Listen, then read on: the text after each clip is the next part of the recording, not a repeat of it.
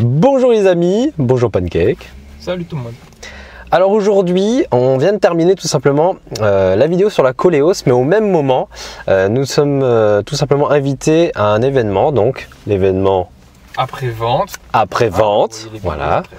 Après-vente, et cet événement consiste tout simplement à expliquer aux personnes, aux clients fidèles ou pas, etc., à d'autres personnes qui seront là pendant la soirée, comment se déroule après l'achat d'un véhicule, surtout de montrer les ateliers, comment ça se passe, etc., les entretiens, et on va voir ça tout de suite.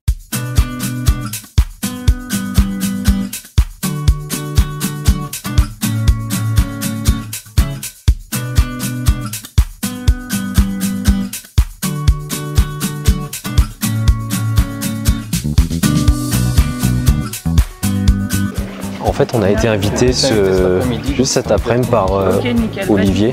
Et sinon, on vous montre un petit peu ouais, ce qui se passe dans un atelier. Bon, je pense que c'est juste pour cet événement qu'ils ont mis les voitures de cette manière. Et en fait, là, ici, c'est tout ce qui est mais tout ce qui fait le garage. Le garagiste sur la voiture, les entretiens, les changements de plaquettes, de courroies, etc. Ah, là, ça me plaît, ça me parle. L'atelier débosselage. Débosselage sans peinture. Ah mince, qu'est-ce qui s'est passé sur ces véhicules? Waouh, elle est magnifique dans cette couleur. Renault Sport.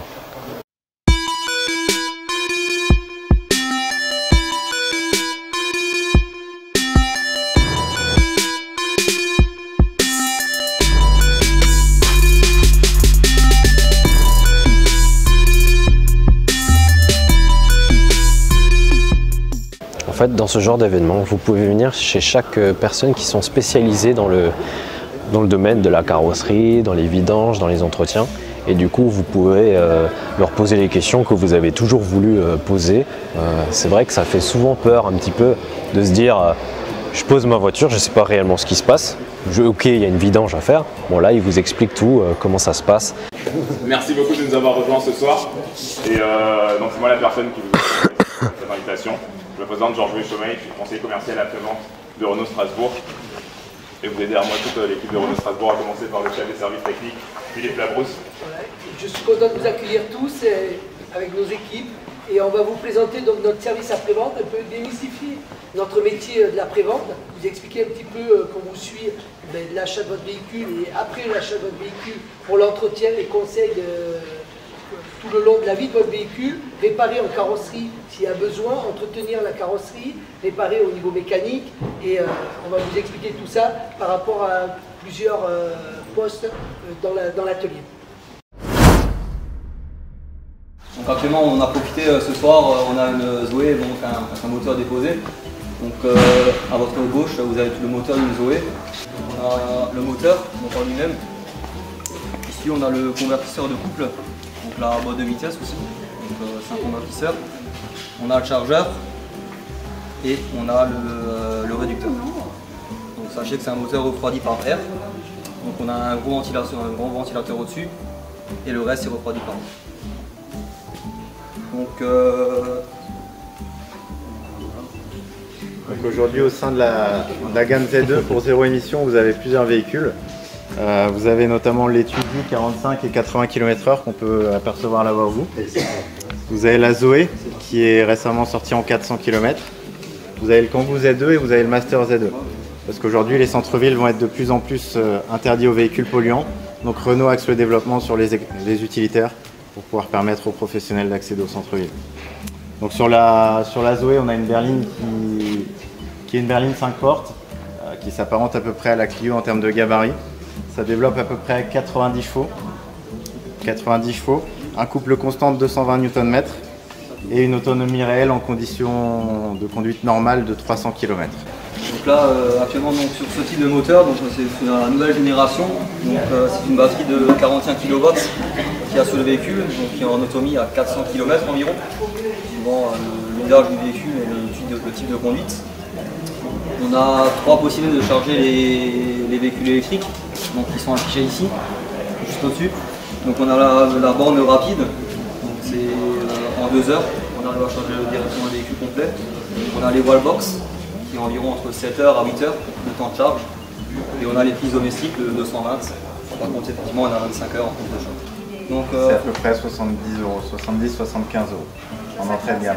Oui. Chaque fois qu'on change des zéros. Non, la location de la batterie. Location de la batterie. Location. La batterie en Pour l'instant, location. les recharges sont gratuites. Si vous venez chez nous, la recharge est gratuite. Là, il faudra compter environ 2 €. Une Zoé actuellement, ça vaut à peu près 23 000 Hâte de €. tester une Zoé, hein, je vous le dis. Il faut déduire un bonus écologique de 6 000 €. Elle pèse quand même lourd, hein. Un véhicule à 1500, 17 000 une tonne 5, Une tonne 5, c'est lourd hein, pour une Zoé. Une tonne 5 pour sur l'année 2016, 220, on a vendu à peu près 11 500 véhicules en France. 90 chevaux. 220 Nm. Sur les 4 Mais premiers mois de l'énergie 2016, on a est directe, déjà quoi. effectué autant de ventes qu'en 2016. Plutôt sympa. Donc, quels sont les avantages de rouler en véhicule électrique? C'est que au démarrage, déjà 100% du coup. Ça veut dire que dès que vous accélérez, vous n'avez pas un passage de vitesse quoi que ce soit. Vous avez directement toute la puissance. Donc il y a zéro rapport, zéro émission. On est de plus en plus basé sur tout ce qui est pollution avec de nouvelles vignettes qui vont arriver aussi sur Strasbourg. Donc là, vous avez une vignette voilà, donc pour les avoir en novembre. Hein. Les patients ne l'ont pas, sont saisis. Et zéro bruit aussi. Donc sur Zoé, vous êtes locataire de votre batterie, c'est un des gros avantages par rapport à la concurrence. Puisqu'en fait, une batterie pour véhicule électrique, ça vaut à peu près 10 000 €. 10 000 € et chez Renault, si par exemple votre batterie présente une défaillance ou si elle perd de la capacité, le constructeur vous la remplace sous garantie. Et ce, peu importe son âge. Il n'y a pas de durée limite, tant que vous êtes locataire, la batterie est garantie. Et dernier gros avantage aussi de la Zoé par rapport à un véhicule thermique, c'est le coût à l'entretien. Sur un moteur électrique, il n'y a pas spécifiquement d'entretien. Une révision normale sur Zoé, ça coûte 90 € TTC. 99 € l'entretien, je veux dire, la Zoé, ça commence à me parler. Hein. Donc là, c'est parti. Vous avez là les travaux d'une carrosserie qui va se faire sur un élément bosselé. Ok. Donc cet élément-là, il reconstitue toutes les étapes du début à la fin des travaux. Ok. Donc vous avez ici la zone d'impact. Quand on a accès en fait sur la zone bosselée, Oui. on va pouvoir la redresser et laisser la tôle à nu comme ça. Dans les zones où il y a un peu moins d'accès, où la tôle va être assez étirée, Oui. on va utiliser un mastic polyester D'accord. que vous voyez ici. Donc ça, c'est un produit qu'on utilise sur deux composants. On mélange les deux résines, on les étale le plus finement possible. Et après, on va égrainer cette matière avec du papier de plus en plus fin pour arriver à un résultat où on ne sent plus rien. D'accord. C'est pour ça que le toucher en carrosserie, c'est fondamental. On va utiliser après, ça va être la partie donc peinture, on va utiliser de la cataphorèse. C'est un acide qui va agresser un peu la tôle de manière à la protéger. D'accord. Après, on va utiliser encore un apprêt. Il y a plusieurs sortes d'apprêts pour les teintes foncées ou claires, colorées. Vous avez ces deux types d'apprêts. Et donc, pour arriver à ce résultat-là, on va devoir les grainer aussi avec du papier ultra fin. Ok. On va mettre un guide de ponçage pour voir et épurer les derniers défauts qui peuvent rester sur l'élément. Et ça va donner ce résultat-là. D'accord. Donc là, c'est tout lisse en fait. Oui, c'est tout lisse. Ok. C'est tout lisse. Donc après, on va les essuyer avec des produits dégraissants, tout ça, pour que la peinture ait une accroche totale. D'accord. Une fois qu'on est en cabine de peinture, on va la maroufler, c'est-à-dire cacher les éléments adjacents au véhicule. Oui. Et on va commencer à appliquer la base dans le cadre d'une peinture bicomposant, c'est-à-dire métallisée, revernie, voire nacrée. On va appliquer les premières bases, on va laisser désolvater. Oui. Et ça permet aussi l'accroche de la deuxième passe qu'on va faire. Et donc une fois qu'on a appliqué cette base, on arrive à ce résultat-là. D'accord. On laisse évaporer, désolvater correctement et on applique le vernis final. C'est vraiment le vernis qui donne cette couleur, quoi. Oui, exactement. Ok. Et donc on a l'élément final. Et ça vous prend combien de temps pour changer une partie, par exemple, si c'est partie de la portière, quelqu'un a gratté? Ça va dépendre. Ça dépend vraiment de la zone en fait qui est touchée, quoi. Parce que si elle est bosselée, déjà il faut sortir, il faut soit remplacer, soit sortir la bosse. Suivant les dommages qu'il y a sur le véhicule. On analyse s'il y a beaucoup de temps de travail dessus, ça va justifier un coût. Et si le coût du redressage est plus cher que la pièce, on va la remplacer. Ça vaut pas autant de temps de travail pour faire Exactement. tout ce procédé. Sur ce type de brosse, on peut arriver à un résultat d'une heure et demie juste de redressage. Après, D'accord. Et toutes ces étapes, ça prend une journée, 2 jours, 3 jours de passer non, parce qu'en fait, on ne travaille pas comme ça. On passe d'un véhicule à l'autre ou d'une pièce à l'autre, en fait. Ok. Puisque ce mastic-là, on va le poser, on va devoir laisser environ une quinzaine de minutes. Le temps de Ça va en fait. Ok. Mais on ne va pas rester sur le véhicule parce que c'est 15 minutes de travail. Oui, oui, oui. Donc on va passer sur un autre véhicule ou sur une autre préparation. D'accord. En général, si les éléments sont touchés, s'il y a plusieurs éléments, on va pouvoir jongler avec les éléments. Ouais. Super. Bah écoutez, merci beaucoup. Il n'y a pas de quoi. Et dans ce cas-là, c'est même pas la peine de se poser la question.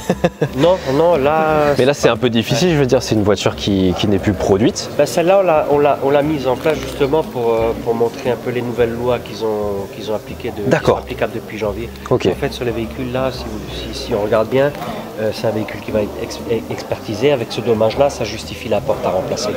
Une porte neuve, ça doit osciller dans les 500-600 € suivant le modèle. D'accord. La voiture, sans la peinture, sans le démontage, remontage. Ok. Donc on va arriver à une réparation qui va osciller entre 1000 et 1200 €. D'accord. Ça justifie plus la réparation du véhicule. Mais par contre, avec la pièce de réemploi, c'est-à-dire des pièces de seconde main, d'occasion, on va pouvoir la réparer puisqu'on va recevoir une porte à peu près en état correct. D'accord. Et puis voilà, Du coup, vous allez faire la couleur. Et c'est pas difficile de retrouver les couleurs ou on a toujours un stock de couleurs En fait, c'est un peu compliqué parce que les peintures vieillissent. Oui.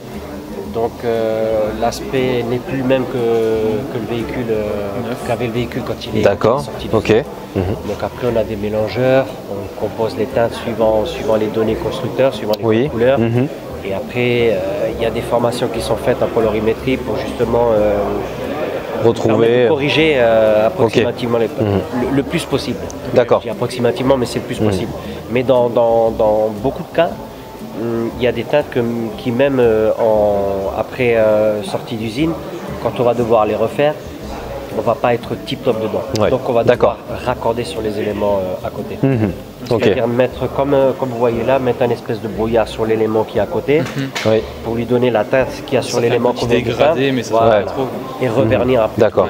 Donc c'est très compliqué en fait au niveau de la peinture, même de retrouver la valeur d'usine. Déjà, dans le sens où elle est déjà sortie, elle a déjà roulé, elle a déjà pris. En fait, c'est ce qu'on nous dit. On nous dit, la personne qui vous dit qu'elle peut faire une teinte à 100%, n'importe quelle teinte à 100%, c'est qu'elle a au moins les 299 pigments qui composent les teintes de base. Et à l'heure d'aujourd'hui, aucun fournisseur peinture. C'est quasiment impossible. Donc si quelqu'un dit ça, c'est mensongère. Voilà. Eh bien écoutez. Exact. D'accord. Super. Bah écoutez, merci beaucoup pour vos renseignements. Ok, on va la zoomer. Ok, d'accord. Ça c'est un impact réparable ou... Oui, tout à fait. Ok. Tout à fait. Alors il y a plusieurs types d'impacts qui ne seront pas réparables. C'est quand ils partent en étoile et que les étoiles sont assez longues. Ok. Parce qu'en fait, on va devoir ouvrir la faille sur différents points. D'accord. Et ça demande un travail long. Oui, donc mieux vous remplacer tout le pare-brise. Exactement. Par contre, ce genre d'impact, c'est assez classique, même des fois s'ils partent un peu en étoile, c'est des impacts dits classiques. Là-dessus, on va gratter sur la zone d'impact. D'accord. Avec un crayon en carbure, c'est donc une pointe très très fine et très résistante. On va gratter un peu autour de l'impact parce qu'en fait, quand on a un impact, c'est qu'il y a un cône qui se crée dedans. Oui. Et le cône, il se désolidarise de la première feuille de verre. Ok. Donc on va ouvrir un peu plus la zone à l'aide de ce crayon carbure. On va placer un appareil à ventouse. On va mettre de la résine sur cette ventouse. D'accord. Et on va tourner, comme avec un filetage normal, comme une vis écrou, pour mettre de la pression de manière à ce que la résine rentre. D'accord. Ok. Et petit à petit, voilà, le trou se remplit. Voilà, parce qu'en général, on place un miroir à l'intérieur. Oui. Et on le voit très bien une fois que la zone d'impact est remplie. D'accord. On ne voit plus rien. Donc on retire de côté cette zone-là, on met une lampe à ultraviolet. D'accord. Qui va permettre de polymériser la résine qu'on a injectée. Ok. Ok.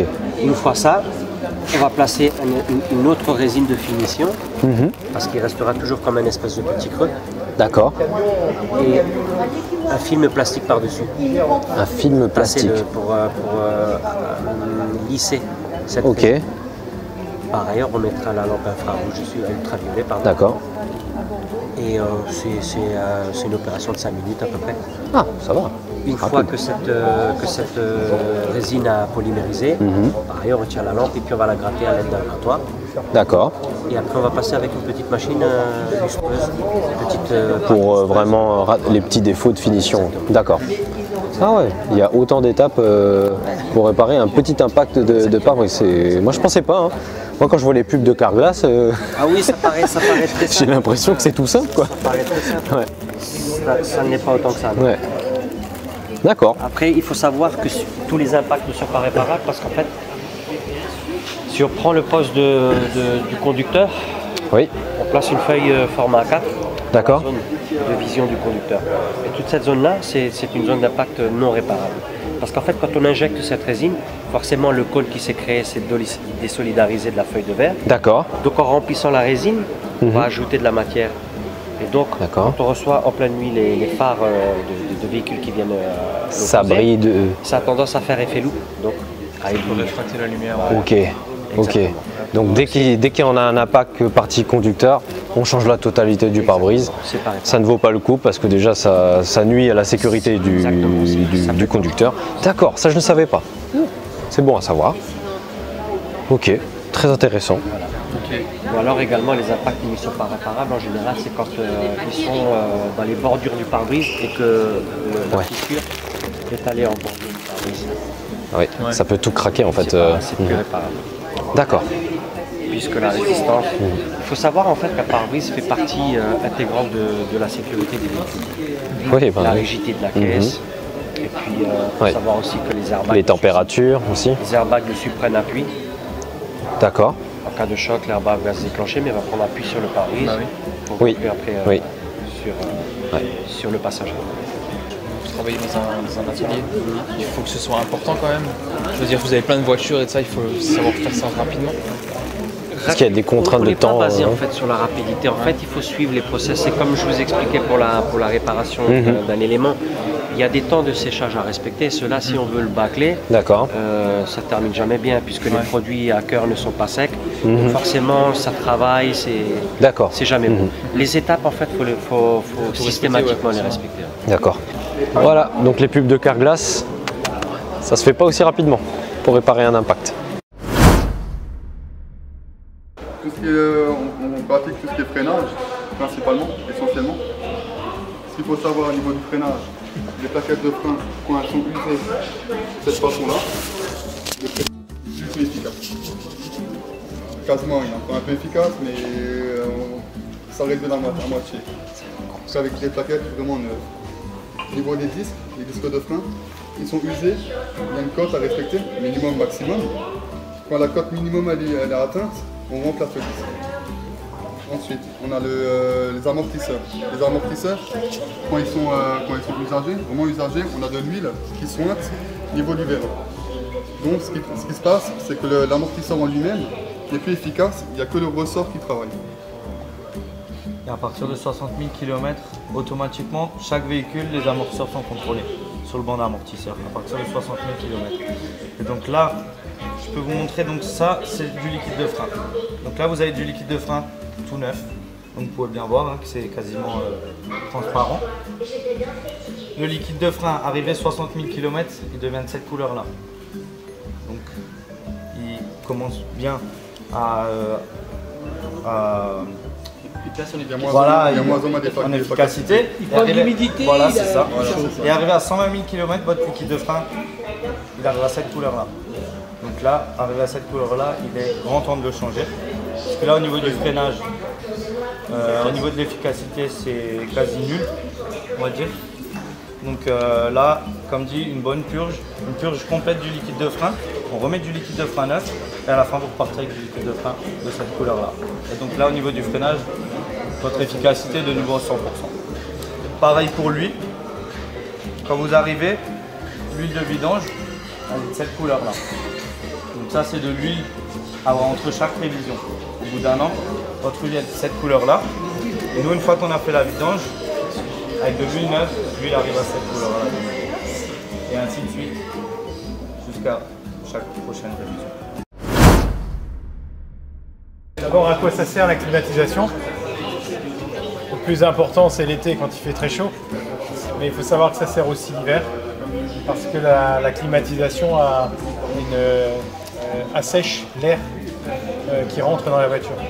Donc en fait, l'hiver, pour désembuer, ça va très très vite. Par exemple, sous la pluie, vous mettez la climatisation en marche, le désembuage, vous avez une voiture qui est complètement désembuée, alors qu'il y a énormément d'humidité qui rentre dans la voiture. Un système de climatisation. Je ne sais pas si vous connaissez un peu comment ça fonctionne, faire du froid. Comment on fait du froid? En fait, c'est un gaz qu'on comprime, qui se comprime et qui se détend. Et en fait, quand on le comprime, on lui donne de l'énergie, et quand il se détend, il absorbe de l'énergie. Dans tous les systèmes de ventilation, vous avez un système de filtration. On appelle ça filtre à pollen. Hein, et en fait, ça fait partie du système de climatisation, mais ça filtre en fait tout l'air qui rentre dans la voiture.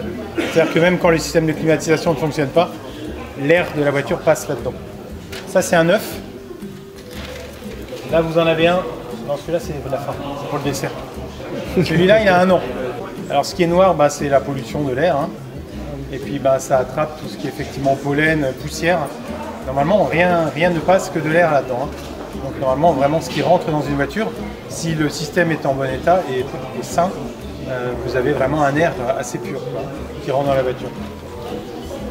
Juste pour l'anecdote, ouais, celui-là, on l'a démonté il n'y a pas longtemps. Vous savez, des fois, on a des mauvaises odeurs dans les voitures. Là-dessus, il y a des champignons. C'est de faire fonctionner une machine qu'on appelle l'ergomatique. Et en fait, cette machine, elle va assainir le système de ventilation et aussi tout l'air qu'il y a dans l'habitacle.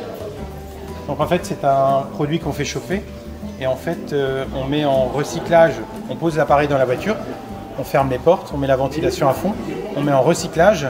Et en fait, la vapeur va tourbillonner dans la voiture et dans tout le système de ventilation. Alors c'est très mauvais pour la santé. Il est trop sale. Vous voyez ce qui peut arriver? Parce que le problème dans les systèmes de chauffage et de climatisation, c'est que vous avez une partie dans le groupe de chauffage qui s'appelle l'évaporateur, là où se fait l'échange thermique, ce qui refroidit. Et cette partie-là, elle est toujours un peu humide. Et donc, quand il y a de l'humidité, il y a des champignons, des bactéries qui se développent. Donc en fait, quand vous avez au premier souffle de la ventilation, quand vous la démarrez le matin, si vous avez une mauvaise odeur, ça peut aller de l'œuf pourri à passant partout. Oui, là, sachez que vous avez votre système de ventilation qui est infecté. Et ça change tous les combien de temps? Normalement, suivant les modèles, maintenant c'est préconisé tous les ans ou tous les 2 ans. Ça dépend des modèles. Et vous voyez qu'au bout d'un an, franchement, c'est pas... Il faut savoir aussi que derrière, vous avez le système de ventilation. Quand le filtre est bouché, l'air passe plus difficilement et le moteur de ventilation derrière, il chauffe et il souffre. Votre optique ne passera pas au contrôle technique. Vous avez un optique comme ça, vous êtes recalé. Donc, avant, on remplaçait l'optique, qui avait un coût. Parce qu'en général, c'est pas un, c'est les 2. Le constructeur, notre fabricant de peinture, vous a fait parvenir un procédé qui consiste à poncer l'optique. Donc en fait, le procédé consiste à poncer tout le polycarbonate de surface, à commencer avec des grains de 150, finir avec un grain 4000. Je vais vous faire passer 2 papiers, le 150 et le 4000. Donc le 150, c'est le papier initial, et le 4000, c'est le papier juste avant de passer le polish sur l'optique. Donc comme ça, vous pouvez bien sentir la différence. Voilà, et si vous voulez, vous pouvez toucher l'optique. Je vous le fais passer aussi. Il faut juste faire attention. C'est le gros grain, c'est le grain 500. On arrive à ça. Mais ça, je vous expliquerai comment on y arrive. Donc voilà, le procédé consiste à poncer l'optique et à descendre dans les grains. Donc on commence au 150, mais après on a toute une gamme de papiers. Ça va du 150, 4000, et entre temps vous avez 240, 320, 500, 800, 800 avec de l'eau, 1000, 2000, 4000 avec de l'eau. Tout ça juste avant de passer un polish et avec la lustreuse sur l'optique. Et pour avoir le résultat que vous avez à droite, on applique même un vernis de finition dessus. Donc vos optiques sont même vernis. Donc ils ne bougeront plus avec le temps. au tableau de bord, on a un message qui apparaît, injection à contrôler ou anti-pollution à contrôler, la clé de maintenance également qui apparaît, et quand on a ça, direction atelier, on est obligé donc de faire un diagnostic. Donc nous du coup, on branche notre sonde sur la prise diagnostic du véhicule. C'est une sonde qui est donc en Wi-Fi. Celle-ci elle est en sans fil. Et on a aussi des modèles filières lorsqu'on a des recommandations, des choses comme ça à faire. Ce véhicule-là, par exemple, c'est un véhicule d'occasion où la peinture en fait a été démontée. La portière a été démontée pour être repeinte. Et on a certains, par exemple le rétro, le haut-parleur, des contacteurs pour l'airbag qui sont débranchés. Donc si maintenant on rentre en diagnostic sur le véhicule, on voit qu'on a plusieurs calculateurs qui sont en défaut. Le tableau de bord, la radio et les airbags. On a des défauts présents en rouge, mémorisés en orange et vert, c'est que tout va bien. Certaines pannes peuvent être présentes lorsque le moteur tourne et mémorisées lorsque le moteur est arrêté. La différence en fin de compte entre le rouge et le orange, c'est que une panne rouge, la panne est présente et le jaune, c'est mémorisé. Donc là, je vais aller dans le tableau de bord. On a donc un défaut qui est présent. Et là, on voit en rouge, circuit capteur température extérieure. Donc là, c'est normal. Vous avez une sonde de température qui est dans le rétro à droite, qui nous donne donc la température au tableau de bord. Donc vu que le rétro est débranché, il nous marque comme quoi il y a un court-circuit. Donc là, c'est normal. Et vous avez quelques défauts orange qu'on n'a pas effacés. Par exemple, là, depuis tout à l'heure, on est sur la batterie. Donc du coup, la batterie est tombée un peu en dessous de 12 volts. Donc lui nous a mis qu'il y avait une tension de batterie qui avait chuté. Donc là, ça, c'est normal. Donc je fais un retour en arrière. La radio. Il nous marque que le haut-parleur avant droit est en rouge. C'est normal aussi. Le haut-parleur est débranché ou est en court-circuit, donc il nous met en rouge en défaut. Ainsi que l'airbag. Dans la portière à droite, vous avez un capteur de choc. Si vous avez une voiture qui arrive de la droite et qui vous rentre dedans, il y a un capteur de choc qui va dire au airbag, donc à l'airbag du siège et à l'airbag ici, de se déclencher pour éviter que vous ayez un coup sur la tête et que vous soyez abîmé donc sur le côté. Donc c'est pour ça que le voyant est allumé. Suivant l'endroit de l'impact, en fait, il n'y a pas tous les airbags de la voiture qui vont se déclencher. Ça peut être que les deux airbags frontaux ou uniquement les frontaux et latéraux si le choc vient de côté. Alors après, l'outil diagnostic nous permet aussi de voir les fonctions du véhicule, par exemple au niveau de l'injection. Je vais démarrer le véhicule. On a toute une liste de paramètres en fait qui vont apparaître. Là. Donc ça peut être la température d'eau du moteur, la température de l'air de la mission, des tensions de capteur. Et tous ces paramètres en fait vont être indiqués sur notre ordinateur en temps réel. C'est un outil en fait, là il est sur le socle, mais il est également portatif. On emmène cette partie-là, on part en essai, on peut faire des enregistrements. Vous avez des accumulateurs à tel et tel régime. Et ben nous on peut partir, faire notre essai et le constater, l'enregistrer. Là on voit bien toutes les valeurs qui... Là vous avez le régime moteur par exemple, qui va bouger si j'accélère. Vous pouvez approcher. Hein. Vous pouvez vous approcher.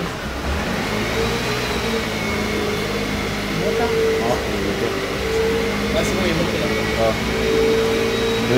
2139 tours et là s'il lâche maintenant, ça va redescendre, ça va retomber au ralenti. Bon, il y a un petit délai de liaison. Et voilà, 996, donc il est de nouveau au ralenti. Alors cet outil, donc, il va nous aider à faire notre diagnostic. Lorsqu'un véhicule va arriver, on va commencer par souvent les tests visuels et auditifs. Il n'y a pas de problème visuel, il n'y a pas de bruit, le voyant est allumé, on va brancher l'outil diagnostic afin de consulter les calculateurs et de voir les pannes. Lorsque on a des défauts on a fait notre lecture défaut, avant lorsque c'est un problème par exemple sur le système d'airbag, un problème un peu conséquent, on a une base de données en fait qui s'appelle, c'est sur le site Renault.net, donc c'est la base Renault, Monde, où cette base de données en fait contient tout ce qui est panne récurrente sur le réseau. Ils vont faire péter un airbag. C'est parti. Dans la charge. On va se chier dessus. On est tout devant, tout le monde a reculé et nous on est resté devant comme des cancres. On va se faire exploser les oreilles. On va sursauter, tout le monde va se moquer. Mais il est ouvert. C'est-à-dire qu'à un moment où vous allez le percuter, il va directement et instantanément se dégonfler. Ceux qui ont un peu peur des oreilles, ils peuvent se les boucher. Et là que ça explose dans les mains, tout ça. C'est un airbag qu'on a pris à la casse, alors.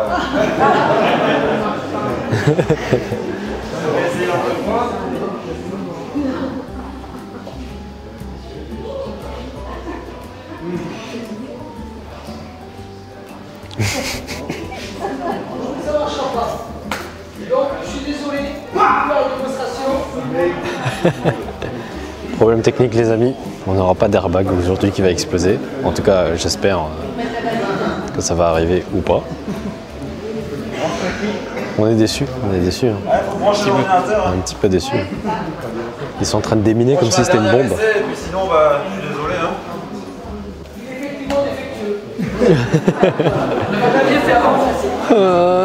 Ça n'a pas marché, on est trop déçus. Bon, c'est pas grave. Bon, ils ont récupéré à la casse, forcément. Parfois, voilà, il y a des choses qui marchent pas. Bon les amis, donc on arrive à la fin de cette présentation qui est plutôt sympa. Hein. Du coup, ça a pu décrire pas mal de choses. Et nous, on doit vous laisser parce qu'on a des choses plus importantes à faire. Voilà. On va fêter cette journée parce que ça a été une journée de boulot. Et puis voilà. Et donc moi je vous dis donc à la prochaine. C'était votre cher ami PK Eagle. Peace and game. Oui, tu en as nouvelle.